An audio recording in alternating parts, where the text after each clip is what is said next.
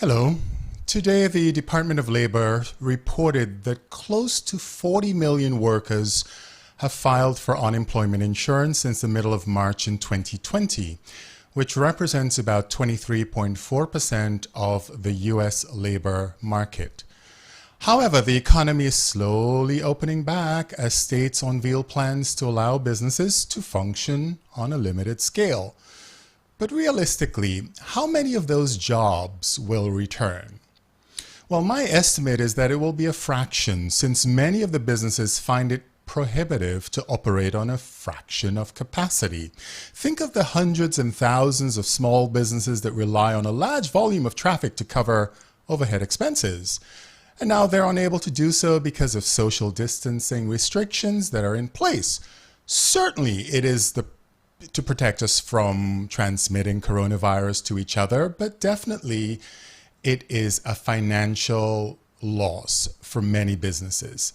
See, I understand and believe that we must be safe rather than sorry, so health trumps business, no pun intended.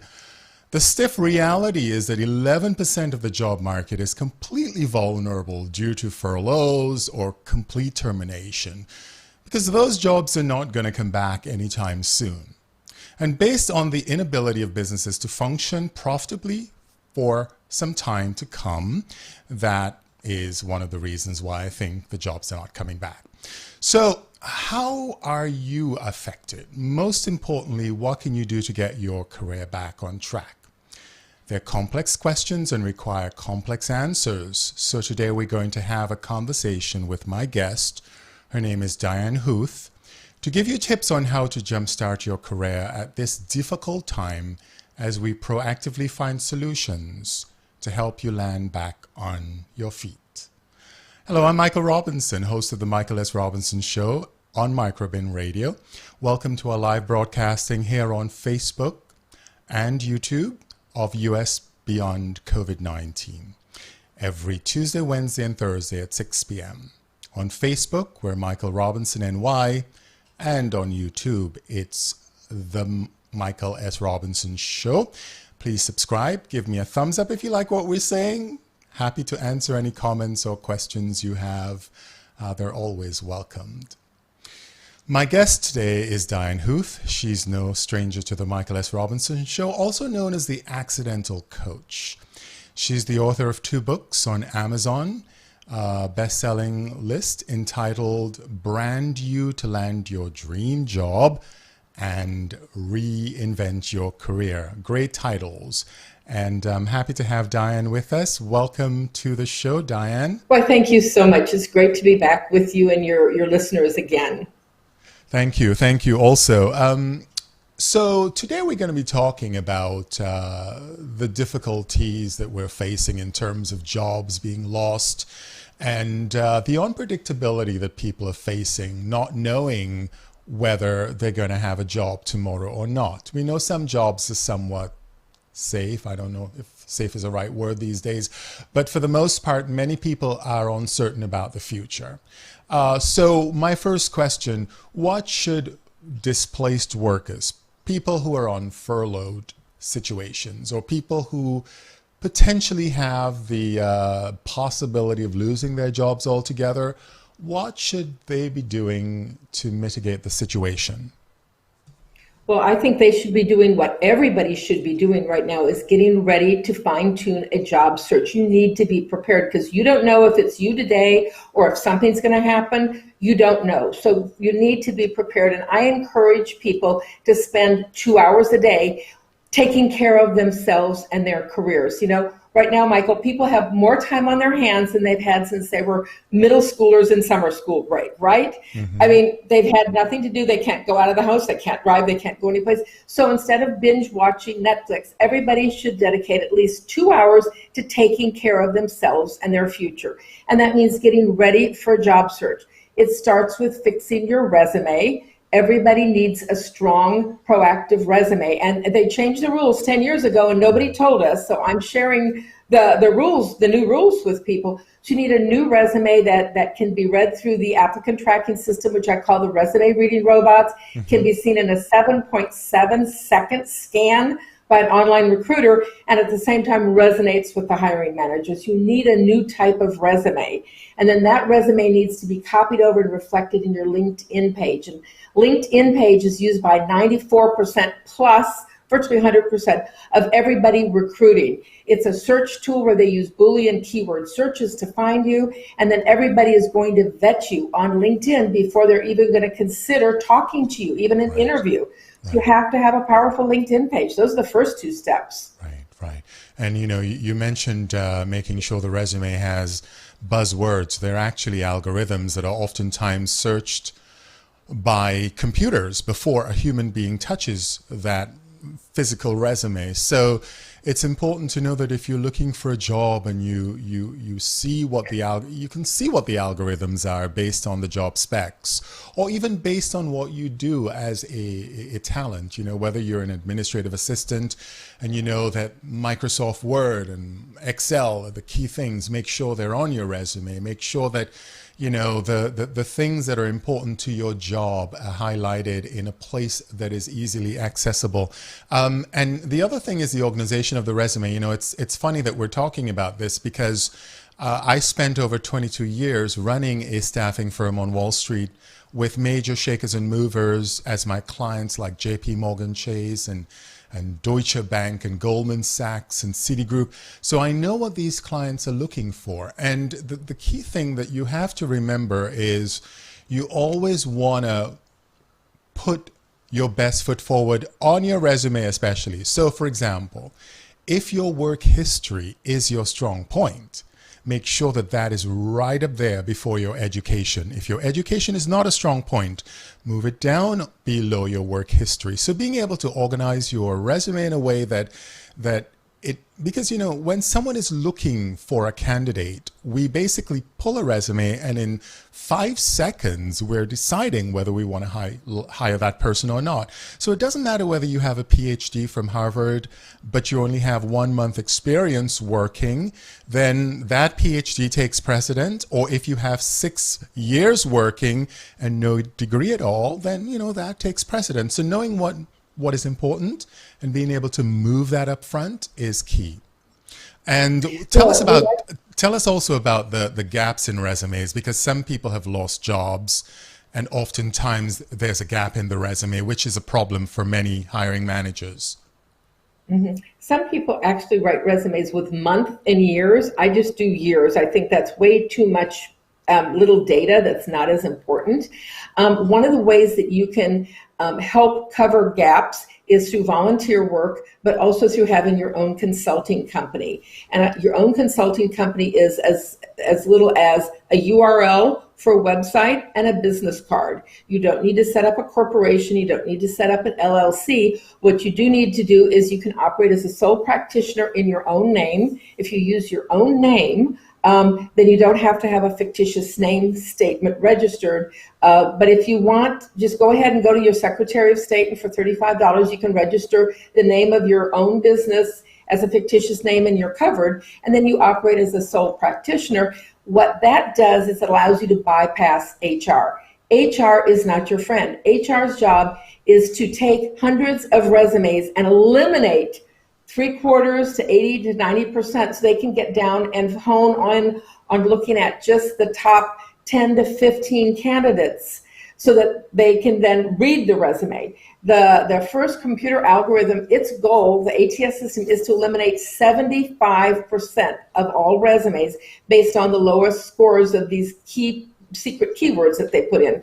Then that online recruiter that we talked about that spends 5 to 7 seconds, all he's doing is checking off the boxes. Does this person have these key credentials? So what I suggest that people do is you have near the very top a summary of credentials. And those are hard skills, not soft skills. Those are degrees, certifications, company names, hard skills like you talked about, 8, 10, 12, 14, whatever it is, bullets, very clear of all those key things that the recruiter is going to be looking at so he can say yes or no in those 5 to 7 seconds. And then I also suggest that people do a career objective.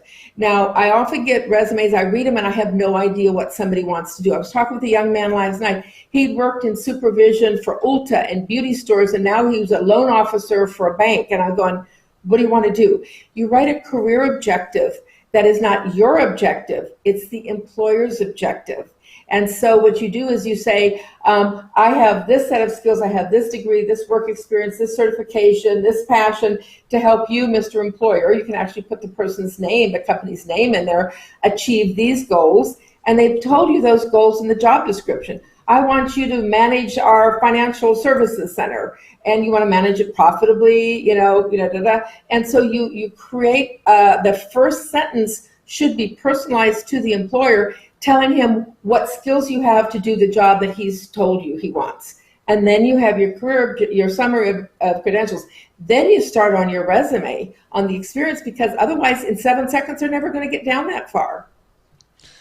But do you think that hiring managers actually read cover letters? Because it's basically a cover letter. How important do you think that is? I think 50% of all online job applications still require a cover letter, even in high-tech fields. I think it's important to have a cover letter, but understand a cover letter is a cover to your resume. It's just going to give them enough information to say, okay, let me read it. I know people who spent days writing a 3 or 4 or 5 page cover letter. That's no good. A cover letter should have 4 things in it. It should say what job you're applying for, maybe where you saw it. I'm applying for the position of Vice President of Marketing, which I found on Indeed, job number so-and-so, whatever. And then a summary of your skills and how you match there. So it said, I know that I meet or exceed all of your key requirements, as you can see below. And then I just do a little 2-column grid that has their criteria, bachelor's degree in marketing. I have both a bachelor's and an MBA in marketing. 3 to 5 years experience. I have 7 years experience, this skill set. And so you just compare real quick in 4 or 5 lines, their key requirements and how you match it. And then you can actually add in fact, which is a proof, a statement of proof. In fact, I've actually done what you want for this company, and you write a little sentence that says, in fact, I've already done this, and this is what I've achieved. And then a call to action, say, I'm available this week. I'd love to speak with you. When can we schedule a time to talk? Boom. And it's half a page to 1 page. Right, I see. Let's talk about the objective on a resume. A lot of people put an objective on the actual resume before their work history or their education. How important is that? Should that be eliminated if one has a cover letter? What are your thoughts? No, I believe that you should have a 1 to 2 sentence career objective, which is, like we said, not your objective, the employer's. What that does is it allows you to pick up all the keywords from the job posting and put them in your cover, in that sentence. So you say, I have these skills that you're required to do this, and then this is what you want. So you're mirroring the language of the job posting. You're harvesting those keywords, putting them in the objective, and then you're directing it directly to the employer. I actually, when I write it, I believe that every job letter should be, every application and every resume should be personalized to the person who's, to the company. Don't just send a generic one out. If you're doing it, personalize it and reflect what they want, and that's going to give you the best keyword match, and it's going to resonate best because you're talking to them instead of saying, in the past I've done this, no, and say, I can do this for you today. And that's what you want that career objective to do, that personal connection. Say, I know what you want, I can do it, here's how. Let's talk about the situation where somebody has been out of work for 6 months or more, and you have that huge gap on your resume. How do you explain that? Because a lot of hiring managers want to know that you are either currently employed or you recently lost your job. The idea of being out of work for 6 months is not necessarily a plus in many situations from what I've seen before. How do you deal with that situation of having that huge gap in a resume? Well, one of them is, we talked about having a consulting company that allows you to get by HR. You also can use that to say, I was doing project work on XYZ project. That can include volunteer work. If you use years instead of months, you can kind of cover up that gap. And I tell mature professionals to say, I was on a sabbatical. Right? People can go on a sabbatical. I was on a sabbatical for 7 months, changing careers and deciding what I wanted to do or taking care of family. But the most important thing is I have these skills. Plus, I have current certifications. I took advantage of that time and I became a certified professional marketer, and I got 3 certifications in digital media and strategic planning, and I picked up my PMP. So if you can augment your work experience with education and certifications today are more important than a college degree in most cases. So if you have gaps, fill them with, or at least make up for them by showing that you're current on your job, you're current on your industry. I've gotten a certification. I've taken this time to enhance my professional skills portfolio, so I'm ready to do the job that you want. Right. And you can really do it online. There's so many programs online these days that one can do and get a good certification to help give them And a they're leg up. expensive. They're Right. cheap. $100, $200. Right. Yeah. So what do we say to employees who say, well, nobody's hiring these days. I've sent out 200-300 resumes and nobody's responding. Well, it's several things. Number one, if you're sending 200 resumes, you probably haven't personalized them. They probably aren't formatted correctly to attract the attention, because if you send out 200 resumes, you're not engaging with somebody. There's a problem in your resume or your presentation. There are jobs out there, they just may not be the job you had before. If you're in these industries, if you're in travel, tourism, amusement, entertainment, restaurants, retail, anything to do with retail, so many different fields, those jobs are shrinking and they're not going to come back right away. So instead, what you need to do is reposition your skills. Don't just say, this is my title. My last title, I was supervisor in XYZ company. No, what is your skills portfolio? Look at everything you've done in the past and say, how can I apply these skills to a growing industry? Amazon just hired 100,000 people. Jobs are coming back wholesale from China. That's not just blue-collar manufacturing jobs, but human resources and supervisor and warehouse managers and distribution things. So look at changing to a tangential industry where you can say, I have these skills, I've employed these skills in this job in the past, but Mr. Employer, these skills are what you need today. So you repackage yourself into a new job. I've got dozens of examples of people working with a 55-year-old toy salesman. He sold toys into the carnival industry, plush, Cupid dolls type thing. He's not going to have a job. He called me and he lost his job. So we went through what he had to offer. And instead of toy sales, we repositioned him into supply chain logistics, because he'd been working with China and offshore manufacturing and just-in-time manufacturing and then having things processed locally. So we repackaged those skills, and within 2 weeks, he got a job in supply chain logistics. Fabulous. Completely different field. But he used the skills that he had acquired to leverage to do that. Right. No, and the other thing that I mention to people all the time is diversification of skill sets is so crucial, especially, and I can't stress this enough, we're going through a metamorphosis technologically whereby artificial intelligence is going to be taking over so many jobs, key jobs moving forward, which means that a lot more people are going to be displaced even beyond COVID-19.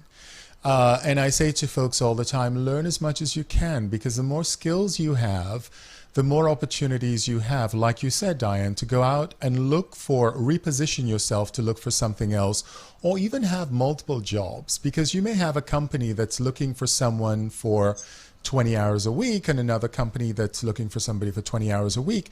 So you're doing 2 different jobs, right?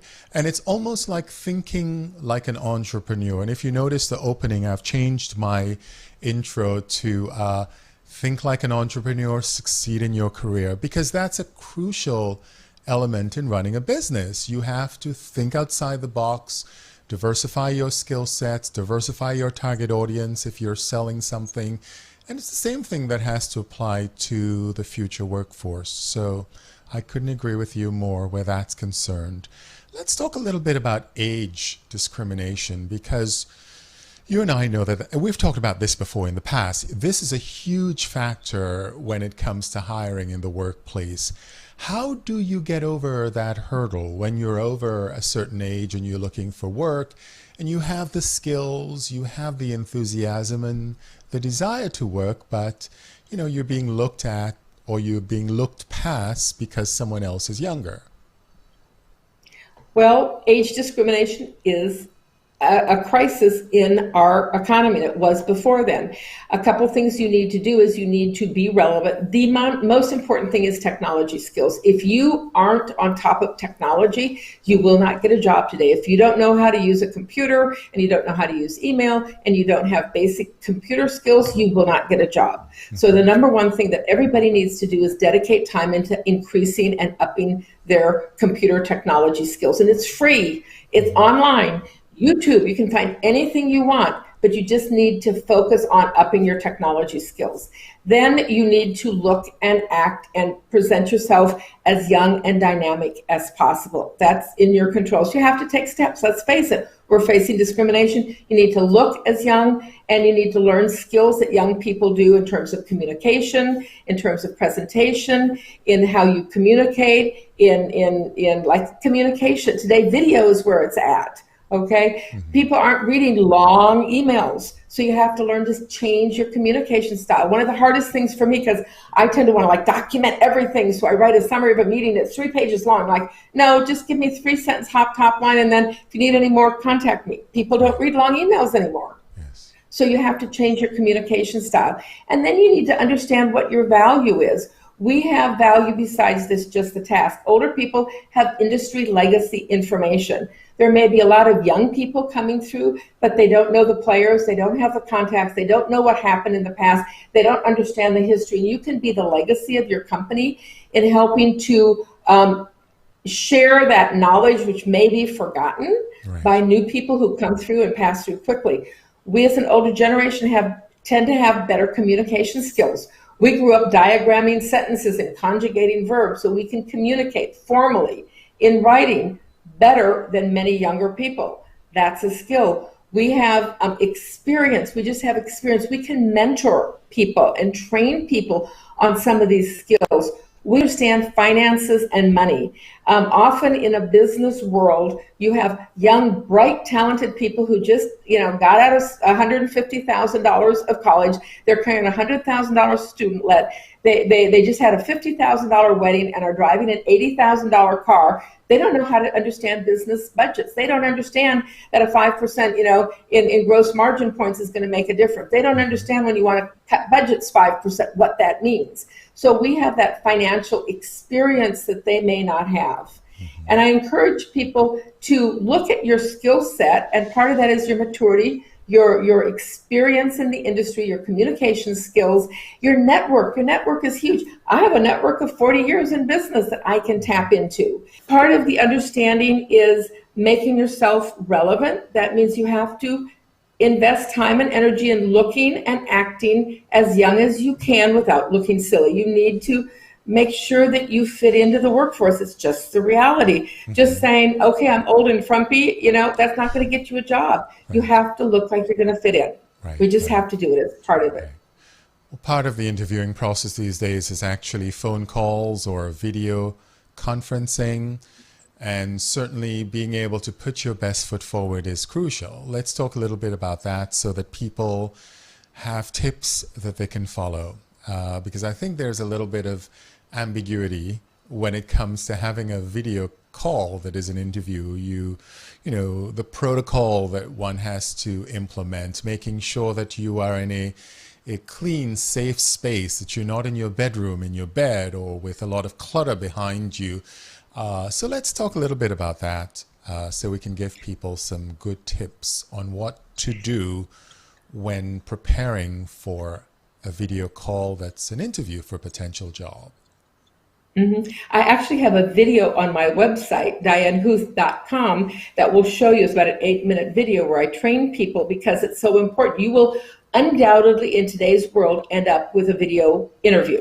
It's going to happen. You can't go into offices. So there's 4 or 5 different things you need to do. Number one, like you say, you have to create a place for your interview. I'm actually talking to you from my bedroom, which is my office. And so I've created a set behind me.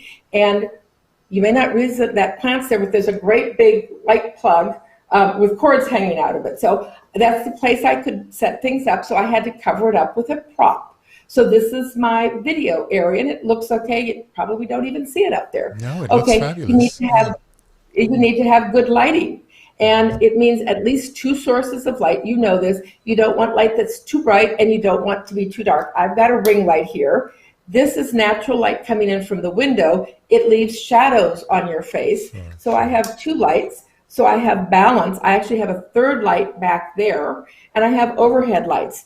And lighting is real simple. This is a ring light that you get for 40 or 50 bucks on Amazon, and you can adjust the brightness, okay, to give you the lighting you want. And so you're set up very well to do what you need, and then you just, figure out what lighting works best for you. You don't want so much light that you're washed out. And so you just kind of work on adjusting your lighting. Lighting is critical. The next most important thing is, Michael, is camera angle. Everybody does it wrong. Everybody has their video phone in their lap, and what you see is your chins and your jowls, and it looks awful. Your camera should be 3 to 4 inches above eye level. So you should be looking up like this a little bit. It opens up your eyes. If you're looking down, your eyes are closed, right? And you see jowls. You don't want to do that. So just understanding your camera should be right in front of you and 3 to 4 inches above. And you're great. You need good sound, which may mean a speaker. If your computer's not good, I actually use a Yeti mic. It's like $100. It's a professional studio mic, and it gives me better sound quality than my machine. But then I do, I record my audiobooks and I do interviews all the time, so it's worth it to me. Your computer may give you good enough sound. And then what else? You need to control the environment so your dogs don't bark, like mine just barked a little bit ago. And I've actually put a sign outside the door of my house saying, "Do not ring the doorbell, I'm recording." And yet somebody went by in the street and made a sound. And you need to control your environment so the UPS man doesn't come and the kids don't come running in. And then you need to dress and present yourself appropriately. When doing a call, I always get dressed. You feel better when you're dressed. I don't have shoes on. I am barefoot, but I'm in a nice dress. I have my lingerie on. I fix myself up, even for an audio call when I'm doing radio interviews, because subconsciously you feel better. So get out of bed, make the bed, make your work area clean and neat, and present yourself well, and you will actually feel more professional. Michael, you know this, telemarketers for years, the people who dial for the big dollars, when they're sitting at their phone, they have a big mirror in front of them because they look themselves in their eyes, and you smile, and it comes across in your voice, right? Sure, absolutely. Totally agree with that. Because it's so crucial, the interviewer doesn't know you, they're not able to see you physically, and therefore the impression you leave is so important. Whether it's a phone call or a video call, you need to be mindful of that. And I say to people all the time, plan for your interview. Even though you know what's on your resume, you don't want to be reading the resume in front of the camera, but certainly know what's on your resume so that you can speak cohesively, because a lot of what you get when you have an interview is open-ended questions. A potential interviewer would ask you, so tell me what you've been doing for the past 5 years, or tell me what you've been doing on your last job. So you need to be able to cohesively articulate all of that.